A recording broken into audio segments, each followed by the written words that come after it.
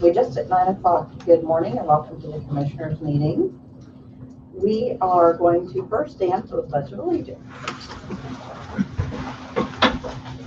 I pledge allegiance to the flag of the United States of America and to the republic for which it stands, one nation, under God, indivisible, with liberty and justice for all.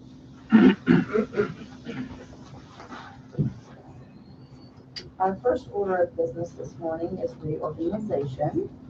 May we have a nomination for president? Yes, I will make a motion to nominate Josh Yost as president. Okay. Second. Second. All right. We have Josh as president then. I'd like to nominate Jordan as vice president. That's right. Okay. Do I say yes? Okay. Yeah. By default, I It's guess. kind of hard when nobody's here. Yeah. Jordan, we can hand it over to you and you can fill in for Josh this morning. Okay, thank you. I guess the first matter of business is public comment. As always, we just ask if you do have something to say that you're respectful of our time and the time of those watching, and you go from there. So I'll open it up with public comment. Looks like we have none. The next matter of business is Phil Triplett with the vacation of Alley in Kilmore. Morning, I'm Phil Triplett, attorney here in town, representing Levi Schimmel. Mr. Schimmel owns a few lots up in Kilmore, and there's a platted alley that runs along the west side of his lots, and he has used it as a driveway. There's no alley or street there. He's used it as a driveway with his neighbor, and he recently built a shed that the Area Plan Commission brought to his attention that was in an alleyway and not on his property. So he is filing this petition to vacate the alley to bring the shed onto his property once it's vacated. He's spoken to his neighbor, Dennis Scott, who's reviewed the petition and signed a consent to the vacation and for the entirety of the alley to vest in Mr. Schimmel's name. And we've given notice and filed the publication in the newspaper. And Mr. Schimmel is here if there's any questions, or I'm happy to answer any questions. Do you have a copy of it? A copy of Before you, in previous alley vacations, we'd kind of seen a map of what was being vacated. Do you have any? Did you not receive that? No. I apologize. I've not received it. Yes.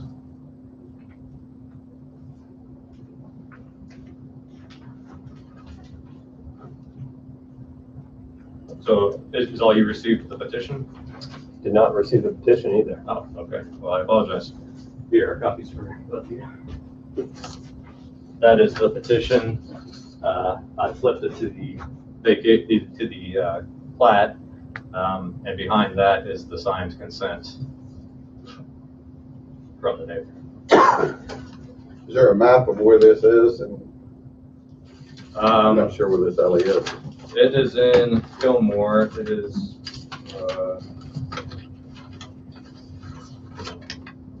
It is on the north side of 425 North.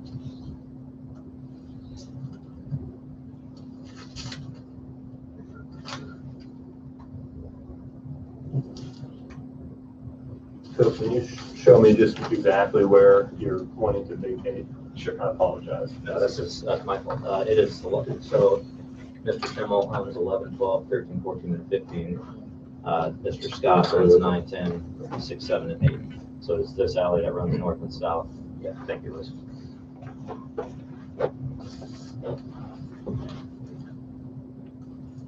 That alley right there. Yep. Okay. And the shed is built right there, right on the other side of that alley, into the alley. Okay.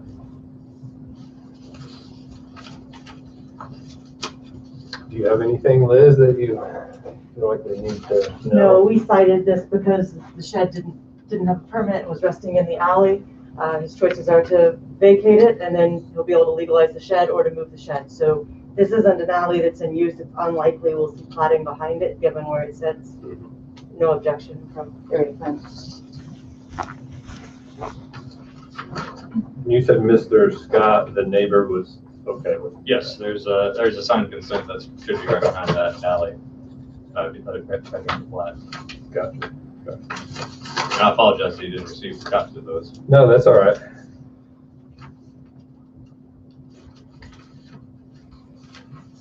Do you have any thoughts on that, or? Is there anything behind it, or will that ever be used as an easement if it's needed, or? I don't believe so, Mr. Chairman. There's nothing back there to adjoining property. It goes back to the farm ground, I believe. Is that right, Mr. Chairman? Ever since I've lived there and, lived there prior to me, it's Iowa. Lots of action, I took care of it. So it's not going to block anything. Doesn't look like much now.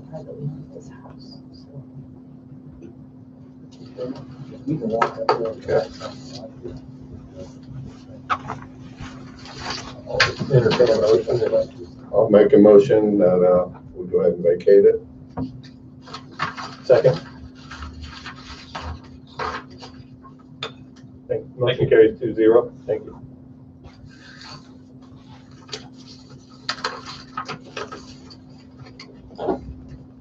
Next up is Gina Bretnacher with the resolution 2021-01 certificate sale. Good morning, Gina. Good morning. Every year we hold a certificate sale, and so I just need one sign that the commissioners are okay that we hold a commissioner sale on March the 17th. Okay. I had a question, just trying to learn. Okay. I'm pulling up the resolution. So the minimum bid is the $100. Is that correct? Yeah, most of the properties, if there's nothing on the land, it's just an empty vacant parcel, we just put it at $100. Start the bid at $100. And if someone purchases it, do they pay the taxes that are due? No, they will, if they follow through, the taxes will get washed off. Okay, all right. And these are items that have been on prior tax sales and just have not ever sold. Okay. Yeah, the only thing I saw, I don't know how important it is, it just, the date said March 17th, 2020. Oh, I think I might have fixed, I've got it fixed on this. Okay, all right. Yeah. Do you have any questions, Mark? I'll make a motion to approve the certificate sale for March of 2021. Does that one have one? Second? Or no, the resolution that one. Okay, yeah, that one. Oh, yeah. Okay. So you guys- It was just this part. Oh, I think it's right there. Motion carries 2-0. Thank you. Welcome. I'll send you the beginning. Yeah. Thanks. 10 o'clock on, okay, 10 o'clock on March 17th. I'll at the library. Thanks. Bye.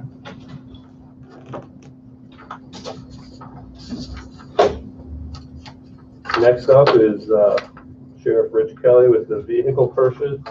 I don't know that we'll be able to move forward with it today since we don't have the full board, and I believe Alan wanted to be here as well. So I'll leave it up to you if you want to present today, or if you'd rather just wait and present one time at the next meeting. I'll probably see it, we'll probably present at the council meeting as well, so Okay. maybe we can catch Josh there.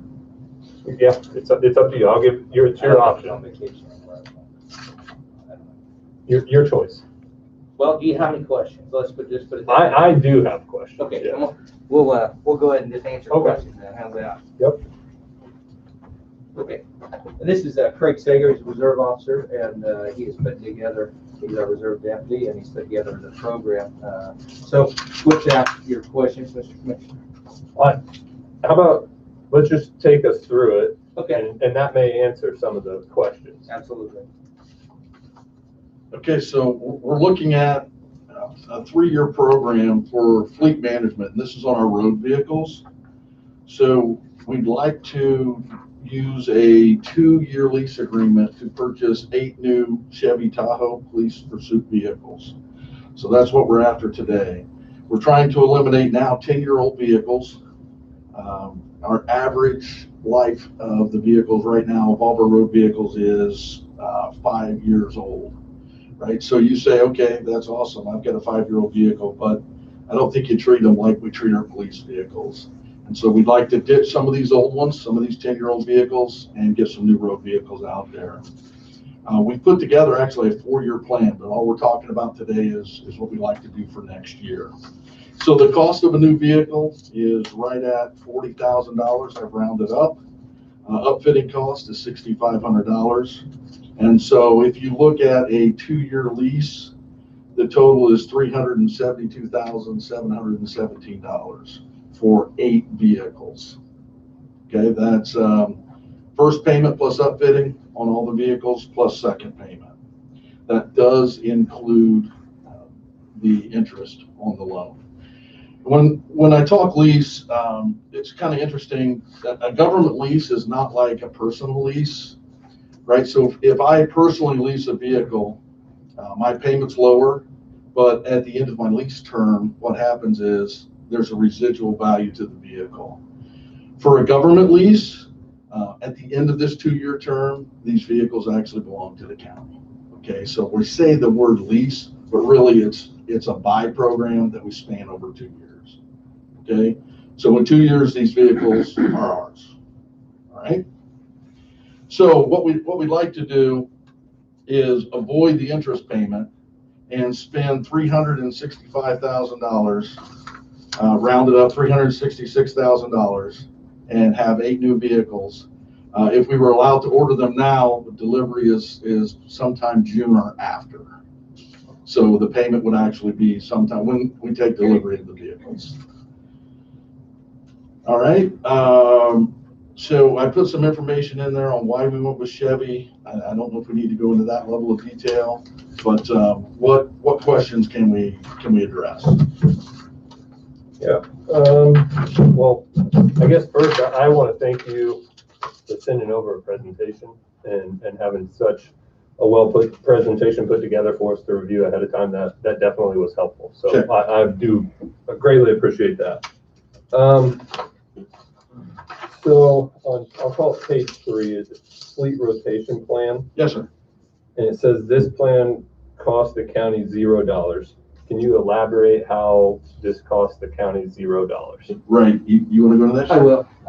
Basically, it's the purchase and whether it's a lease or an outright purchase to the federally made funding. So it's money that comes into the county, but it gives us the opportunity to get this purchase without grabbing anything from any other line or county general. So we can take it directly out of the federally made program for those vehicles. What's that budgeted for this next year? For, Do we know? Out of federal inmates? No, what happened is a discussion with council to use the revenue from 2020's federal inmate towards the purchase of vehicles. To my knowledge, 2020 inmate was not near enough, I don't think, to cover this. And that first payment, I believe, is staying in county general per council. Okay. But regardless, there's, and we can talk, we'll wait and talk to council about that. And that's completely fine. The fund is building, obviously. It is, absolutely. Yeah. So, I mean, that's the direction that we were going to go, is use whatever portion was for 2020 into 2022 or 2021 and do the vehicle lease or purchase. You know what? I say that. I think the first payment stayed in county general. The fund wasn't established yet. And that's why it was county That's general. why it was in county general. Correct. And then after that, it remained in 20. It went to the federal inmate fund. That's right. I'm sorry. Well, it was not moved as of Friday. The first payment was the only thing I think we kept at county general. That's fine. Yes. But everything else, you say it wasn't moved. No, it was still in county general. It was Okay. quiet as county general. It was not moved into the 4963. Right, whatever okay. the fund number is. Okay. And as we stand, that's approximately 245 to 250,000 from 2020 that will apply to moving forward with vehicles if we get commission and council approval. So was there any amount budgeted for 2021 for vehicles from the inmate program? I don't know that we budgeted, other than that is, The final payment yeah, for the final the one that payment. we're For the current? Yes. Okay. And that was 79,000. Right. So I guess the question I I have, think what I think the answer would be, yes, we did budget the vehicles being taken care of out of this fund. But I think we'll have to talk to council and see how we move forward. But that has definitely been a part of the discussion, is that this fund was going to take care of the vehicles, equipment, things like that. well, that kind of goes to my next question, because on the budget for 2-year lease and vehicle only, there's 2 asterisks, and it says it's less than 5 months of income. Okay. What revenue are you using The to federal calculate inmate fund. the 80,000, roughly the same amount we're getting right now? Yes, sir. Okay. So to me, we don't have the full pie that we're looking at. So you show us the cost of the vehicles, and we know the revenue portion of it, roughly 960,000 a year of 80,000 per month. But we've already budgeted for personnel costs. Okay, personnel cost based on the budget is going to utilize up to 8.5 months of the federal inmate revenue. So now we have 13 months of expenses, but we're only getting revenue for 12 months of it. And have you included what we rolled over from 2020? That is not included. Right. But in year 2022 and 2023, Correct. we're at a shortfall of close to $125,000 to $130,000. Right, and we can change, right? Maybe next year we can go for 6 vehicles. Maybe next year we go for 4. And if the funding is available, maybe we go for 10, right? So we're kind of looking at, let's try this year, see what we have. If we can get 8, awesome. Next year we might only be able to get 6. We might be able to get 10. We'll see where we go from there. I guess my issue is, and correct me if I'm wrong, because this is what I have been told by council, that approximately half of the money is supposed to go to the county and half to the sheriff department. Is that correct? It's supposed to alleviate budget lines from county general, such as vehicle purchase and building maintenance lines. Okay. That was not how it has been explained to me exactly.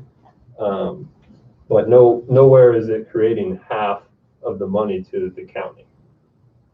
I mean, if your items here, and again, I commend you for putting it together, but we're missing the revenue portion and we're missing the personnel portion that's already been budgeted, assuming 2 merit deputies and 8 jailers. So we need to look at the whole picture to have a better understanding of where we're going to be at. Absolutely, I agree with you. The revenue that's being brought in, as far as it's going to be for 4 jail officers until July of 2021 this year, because we're not going to hire any more jail staff until after July of this year. So, and the 2 merit officers, and then the cost each month for those officers is approximately $8,000, I think, for the benefits and payroll and that. I mean, and we can break that down. We'll sit with council when we go to them and ask them. I have not seen the final written portion of how this budget and this agreement's going to work. And I think Mr. Little was working on that with council to get that done. I'm not sure as far as the fund or what it was going, what it was built for. But you know, I absolutely understand. But also the payment for the current lease we're in, I am not sure that we're going to pay it out of ours, or if it was already budgeted, we're going to pay it out of what was already been approved for that lease. Okay. So, and that's something else, that's $79,000 one way or the other, whether it comes out of our current budget or whether it comes out of the federal inmate budget. So that's kind of where we're expecting council to give us the direction on that. And I think that's where it'll be better if we have Alan here to represent council, because I know the budget that I saw had close to 775,000 total budgeted, and it only included 79,000 for the vehicles. So I guess my worry is that if that 79,000 goes to 212 or 365, now we are short on terms of revenue. Yes, we have some of 2020 that can carry over and help it in year one, but then the following year and the subsequent years in 2022 and 2023, I mean, I assume that would be making the assumption that we're not going to try and hire any more personnel at that point going forward too. Understood? I just think we need Absolutely. to see the whole pie Right. of how it breaks down to make this vehicle purchase decision.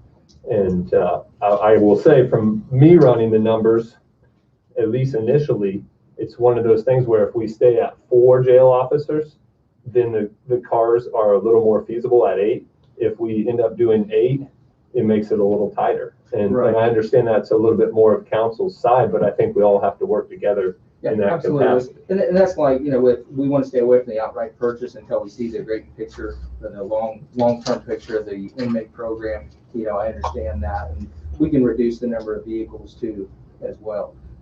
But we can change our plan and our presentation to fit, you know, 6 or 7 or 5 vehicles versus that. And it's kind of one of those things where we'd like to get into a schedule to be able to have these vehicles, you know, out of service before they start costing us an exorbitant amount of money.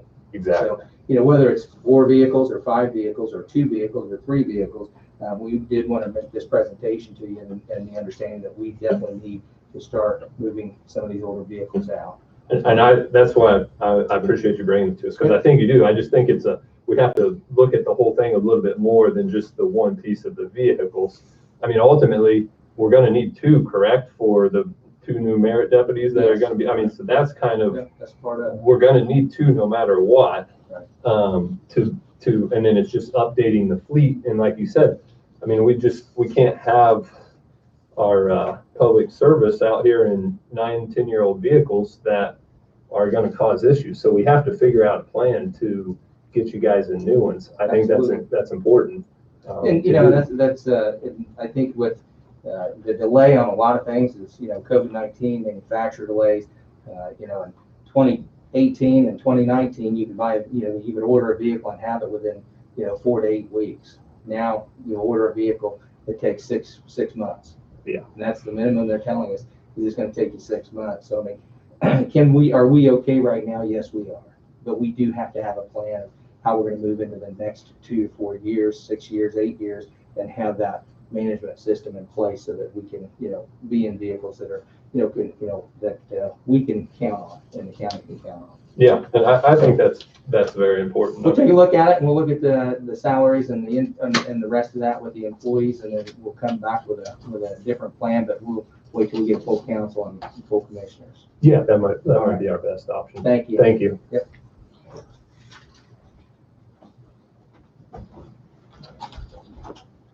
Next up, Mr. Dennis Dunlap, and new HR consultant. Morning, Dennis. Are you telling us that you reconsidered over the holidays? Reconsider what?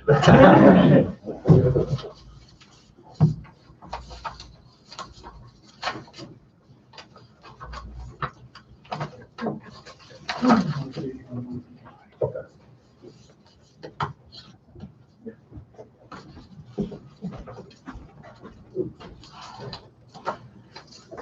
What I've given you this morning are proposals from 3 HR consultants. These are 3 that I either know personally or have been referred, and I've checked them out. Just to kind of briefly go through them, Invigorate HR came highly recommended me by an individual who I have a lot of faith and trust in. One of the consultants there under Invigorate, when I spoke with him, he indicated that one of the individuals, Diana Vita, who is listed in there, if he were awarded the agreement, would serve as the consultant. I've known Diana for years. We served together on the board of directors, very highly competent very knowledgeable individual. Rick Brown is a referral from Bob Pyatt. Bob is with LHD Benefits and your benefits consultant. And Bob and Rick have worked together over the years, and he comes highly recommended by Bob. Final one, Ann Fisher. Ann and I worked together on a project for Wells County several years ago when we were both getting started. She has since built a very good business and is a very capable individual. She also has some experience with local government. So those are the three you have. They're good. I highly recommend you take a look at them, and I will assist you in any way I can as far as a transition. That's the key word here, transition. Should you select someone. So, and in the meantime, Britt and I have agreed that I will provide her any assistance I can. So that's what you have. Okay. Do you have any, obviously you've given us 3 recommendations. That's correct. Do you have one that kind of stands out more than the others? I'm going to duck that question. Okay. I thought you Because might. all 3 are very capable, Jordan. Okay. This comes down to a matter of where you as the commissioners feel comfortable with one individual. It's going to be all about chemistry. Yeah. The skill sets are probably that much different. So I think it's going to come down to meeting with them and coming away with, here's who we are comfortable with as far as working with Clinton County. But the talent's there, the capabilities there. I haven't had a chance to I'm trying to skim. No. I noticed you said it about Ann Fisher, that she has experience with the county The town of government. Monrovia, Monroe. So do the others have experience with county not to my government? knowledge, no. Okay. Well, Before you walk away from the podium, a question. What are other counties doing for COVID? Now that we're in a new year, are we starting over with the 80 hours if someone's sick or quarantined? Well, that legislation has not been passed. In other words, the old Families Right. First Coronavirus Response Act, I got it right, expired December 31st. So until Congress passes a new one, there is none. I mean, there's no 80 hours as of right now. So right now, is it a commissioner decision or is it just, the answer is no, you take your sick time if you're quarantined? Well, okay, We're gonna be dealing with that. I understand it. As far as how this is speaking from an employer's perspective. These are benefits. So these are an employer's decision. If you want to grant additional sick time for someone with COVID-19, you can do that. If you want to say you have to take family medical leave, you can do that. If you want to say you have to use your vacation, sick or personal, that's your choice as an employer. There's no federal requirements. The only federal requirements under the Department of Labor are for hours worked. So if you want to grant additional time, that's a commissioner's decision.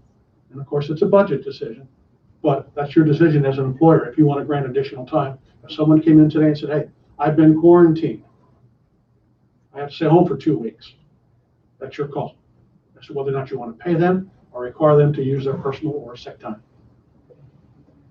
so, and I haven't followed it closely enough to know, is the Families First, is that in the plan to get extended into 21 that has not been signed, or is it not in there?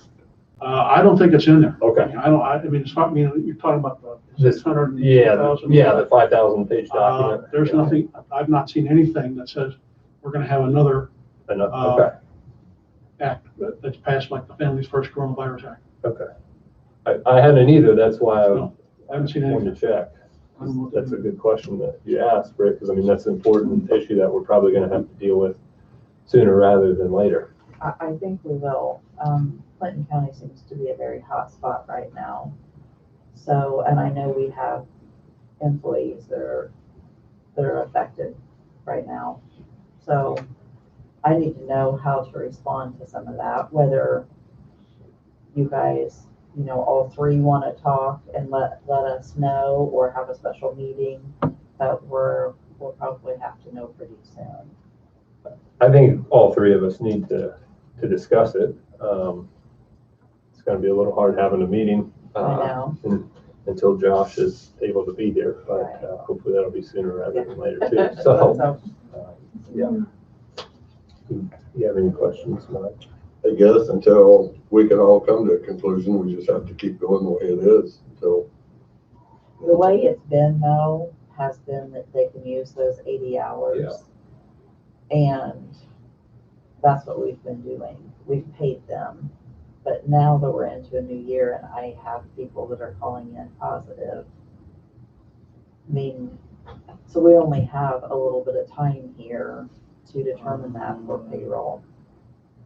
You have no time. I Thank mean, you. seriously, I mean, if you're gonna do something, I would do it sooner than later, because otherwise you're gonna get into exceptions. And there's no such thing as one exception.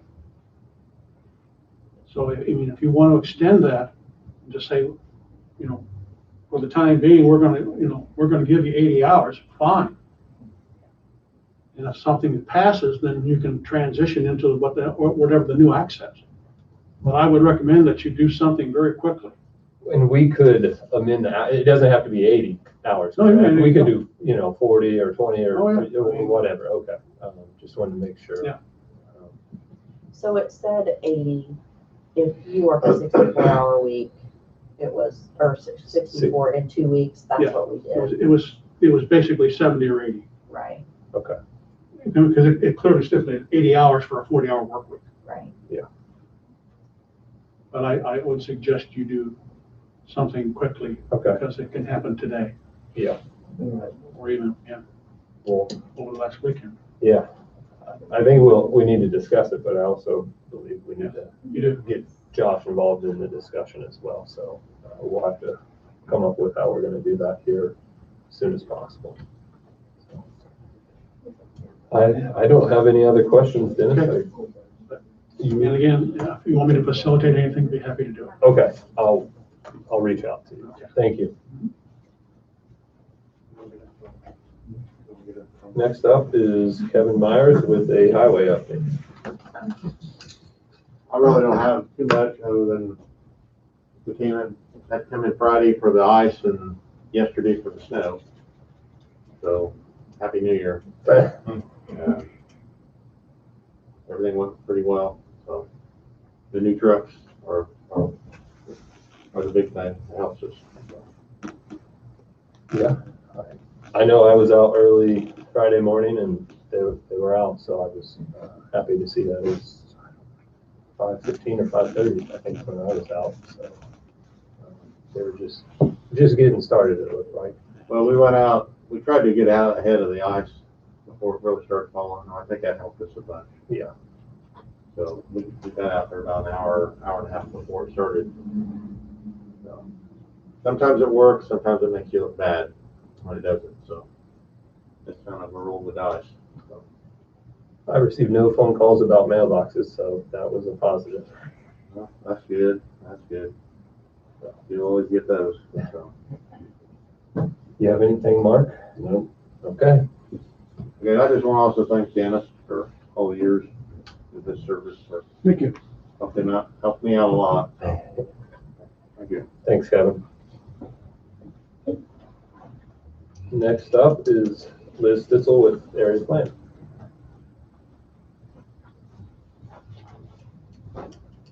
I'm also short this morning. I'm going to try to put together a report, which I do every year, and bring it next commissioners meeting or maybe the one after, highlighting the outstanding cases, forensic buildings that you guys have active right now still. And then I also usually bring an end of the year report to all of our legislative bodies that we serve. It'll tell you how many permits we issued, the value of construction that was added last year, all of those things. That takes me a few weeks to put together. But I'll try to bring those back. I don't have anything specific for you this morning unless you have anything for me. I do not, no. All right, hope you have a great day. Thank you. See, next on the agenda is old business. First up is the farm lease. I guess I'll ask Mark, do you want to table these I forward? would like to, because I haven't seen any of this. Okay, then with that, do we need a motion on each one, Tom, to table them? or? You can just do a single motion to table the review of each of the two farm lease packets. Okay. I'll make a motion to table. Second. So we will do the farm lease approval at our next meeting. The next one is the JG Case construction payout.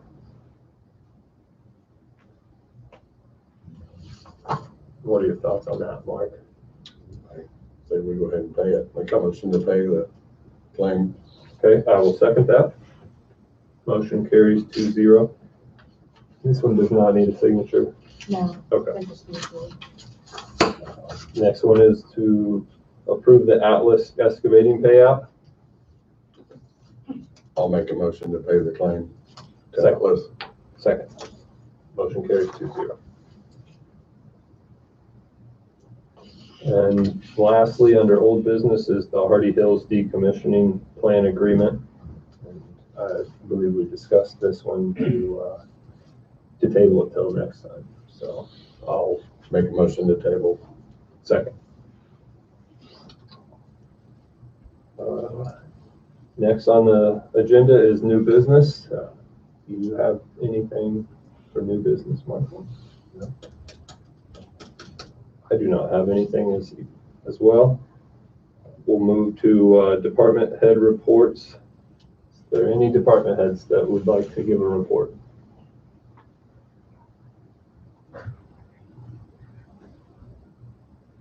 You're up, Rodney. I wasn't at your last meeting, but I wanted to come in and give you some sort of an update year-end wise, what's going on. We are getting ready to administer vaccines here shortly in the county, working with State Department of Health, planning wise to determine what best way to do that, what locations, working with the EMA, Sheriff's Office, City Law Enforcement, when possible and when necessary, the Highway Department on different aspects of holding mass clinics eventually. So we are going to be busy for the next several months doing that. Wanted you to be aware. We have a grant that we have been awarded about $40,000. I think all the paperwork's in to me except for the finance from the state. And I wanted to get permission, or at least make you aware, we'll probably try to use some of that money to hire a couple extra part-time individuals to come in and help manage the operations of the vaccine clinics as well. We're still managing a $100,000 grant until June that allows us to do testing. So we've actually got 3 positions and 5 individuals that are working on that grant to be able to cover the hours Monday through Friday. So with all of the extra money, I think many thanks to the auditor's office too, we're probably managing almost as much grant money this year as we are regular budgetary money at the moment. We have about $160,000 additional dollars that we've been able to secure for the COVID response. So, and we'll be probably looking at more once the federal government changes hands. So, and I'd entertain any questions you may have as well. If for the part-time hires, if you could just send all 3 of us an email about it a little bit, so we have it on paper there, and Josh is included in it. Certainly. In terms of administering the vaccine, will you have multiple locations, or? Eventually, when there's enough vaccine, my first notification just came in this morning, the almighty, how many are we going to get to start with? They said, we're going to be shipping you 100. Okay. So I'm thinking, okay, with 100, I can handle that within my own facility temporarily. They will turn the spigot on wider and wider as the distribution gets better to all the states and more of the manufacturers' vaccines available. I anticipate eventually getting shipments of 1,000, thousands of doses at a time. We are looking with, like I say, the sheriff, EMA, and other county and city officials to start out at the Edward Jones building, where we are already currently paying rent and already doing testing. I'm working out a floor plan that would encompass about 2/3 of that building would be for vaccinations, and we would continue testing in the other 1/3 of the building. Okay. I'm still reaching out to the Fair Board to kind of iron out some possible, problems with that. One of the first things that always happens with this is everybody wants to return to normal, and everybody wants to schedule events and do things and get back to normal. And I anticipate this vaccine campaign lasting until at least late May, early June, if not later. And that means we need to work hand in hand with the Fair Board to make sure they understand that once we get up and running there, as long as we're there, we can't be interrupted, or we're going to interrupt the services to the community. We will eventually work with the sheriff and others. Actually, we have some planning meetings coming up with the sheriff and city law enforcement and the EMA director to look at doing mobile clinics out in the county once there's enough vaccine available. So there's twofold in this. There's the vaccine that's available and what group priority-wise we're working on. Yeah. So initially, we're looking at probably 75 or older. We're probably looking at that and certain essential groups. And then as that gets broader and broader and we get through all those, then we'll look towards the general population next. So, and we're going to work with some strategies with the sheriff and EMA on what's best way to approach that as well. So. Well, I hope that the Fair Board will work with you, because this is obviously essential for our county. Sure. I will put it out there. If there's any issues, come to us, and we will. I just think I believe in transparency and reasonable expectations. So if we get everybody to the table early, then come, when April comes and they normally do their April events, they realize we may be in the thick of doing a major vaccine clinic, and they may not be able to do that year. So, yeah. Okay. Do you have a rough timetable when the trailer's going to show up? I am getting a call in today because I knew you'd ask. But right now and that's good. Right now we were told the end of January. Here. Okay. So I'm going to kind of see if we can't get a confirmation of that as well. So I know though we have an excellent situation working with the sheriff. He currently has a trailer that's similarly set up. The main thing being similarly is we have a generator available that allows us to keep refrigerators and freezers plugged in and up to proper temp. So he's offered to plug gap any of that space of time that we have not having a trailer if we get to the point of having thousands of doses and wanting to get out to the community. So we're also planning to work with some of the critical infrastructure industry here in the county when there's enough vaccine available to take mobile distribution out to their industry, some of your larger employers here in the county. So okay, that just seems to be a win-win for everybody if we can get it out to them, keep them working, and also start to ensure some of the folks that are being interrupted in workspaces right now are able to stay there in the workplace. Then, yeah. It sounds like you have a good plan, and I want to say thanks to the sheriff's office for working with you, and hopefully we'll be able to move forward strong as a community here. And that will be the key. Is H1N1 came around about 10 years or so ago. We had over 132 people volunteer in the community to help with all that. And I foresee this being 2 to 3 times more of a challenge for us. So it will take a lot of folks to help us get through all this. So. Awesome. Thank you. You have anything, Mike? Will your current truck pull this trailer? I'm going to find that out today too. So we need to. Yeah, I'm going to ask them what's minimum specs for pulling that. I do know that the sheriff and the EMA director also have vehicles that could very well be utilized to pull it, but we are asking that right now. What's the weight of the trailer? That I don't have right off the top of my head. But I can get that for you still today. I'll include that with the email that I sent to you. It was in the original. It was in the paperwork. I cannot remember what it was. I didn't think it was. So we have a 4-wheel drive 1500 that I believe will pull it. But again, the EMA director has access, and so too does the sheriff, to a little bit beefier vehicles if we need them. And this is going to be an all-community event at this point. So if I need to tap the sheriff on the shoulder and ask, can he help us get our trailer out to Rossville High School, I'm already assured that he'll find a way to make it We'll get happen. it there. I'm sure we can find a truck around this county to get it where it needs to go, so. Finding enough people to stick people in arms will be the Well, big challenge. Yeah, that will be. Yeah. We've got lots of partners that want to work together in this big campaign, but finding enough community volunteers that are willing to step up and help get that going is what's going to be our biggest challenge, so. Well, when you're ready for that, let us know and we'll try and get the word out Sure. as best we can Sure. that we're looking for volunteers, so. Sure, and I did promote, and since we have Dennis here a moment, and I do want to do the same thing that Kevin did, which is thank Dennis for all of his excellent work over the years. He's been here through some of our more trying times, and we certainly appreciate his expertise throughout all those years. But while he's here, one thing I've promoted way back since I began public health as an emergency planner was that city and county officials should at least look at the idea of job descriptions that allow for them to direct employees to assist with clinics and emergencies of this type, as long as it doesn't, take them out of the range of training that would be available to them.